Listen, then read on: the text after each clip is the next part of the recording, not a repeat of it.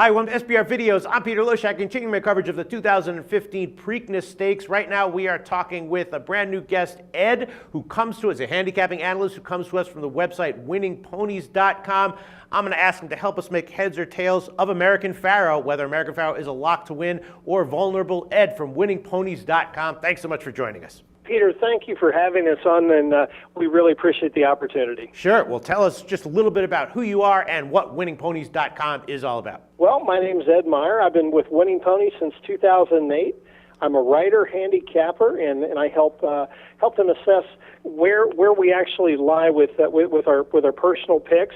Winning Ponies has been a top of the line actually selection service. They don't tell you who to play 72 hours in advance. Mm-hmm. They're up to the minute. They're real time.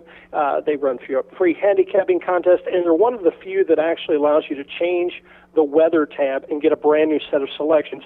So they allow you to keep up to the minute, right, really up to post time. That sounds awesome, Ed. Well, the first thing I want to ask you about American Pharoah, looking at how he ran in the Kentucky Derby, I mean, he didn't have the greatest post. He was, in the top three the whole way, and then just looked like he had too much horse for anyone else. Now, the Preakness Stakes, only 8 horses here. He clearly is better than the competitors that he faced in the Kentucky Derby, and the rest of the field is basically nothing. Some people are probably looking at this and thinking maybe American Pharoah is a lock, maybe even at 3 to 5, 2 to 5, whatever he's going to be, might still have value. What's your take? Is American Pharoah an absolute lock to win the Preakness, or is he vulnerable to getting beat by one of the horses that he beat in the Derby? I think it's about impossible to say anything is a lock at this point, especially in horse racing. Mm-hmm. But I think American Pharoah stands high, head and shoulders above the field.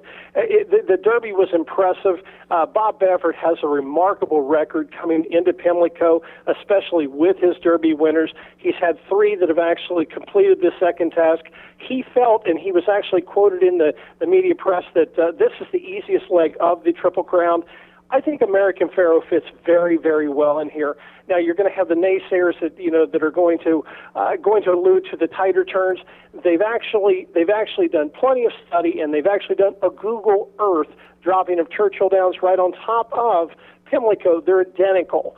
I think that American Pharoah fits extremely well, and with a more compact field, I think that Victor Espinosa has him in a really good spot. Is there anything that you would take from the way the Derby was run, the results, the way it played out, that makes you like American Pharoah more or less in this one? What did you see in the Derby that makes you feel one way or another about American Pharoah? The Derby actually was not the fastest run race. Right. And I think this race actually, there's going to be a little more pace presence. It wouldn't surprise me to see Dortmund actually go out and set a little hotter fraction. You've got some new shooters here with Bodhisvata that actually at 20 to 1 is one of the very top picks. There are tiered picks for Winning Ponies. Mm-hmm. Is actually the top tiered pick at 20 to 1, who's a new shooter, who's going to go out there and doesn't possess that tactical speed of American Pharoah. There's so many new shooters. I would look for a much quicker presence there. I don't think it's going to be a record-setting presence, especially with weather possibly being a factor.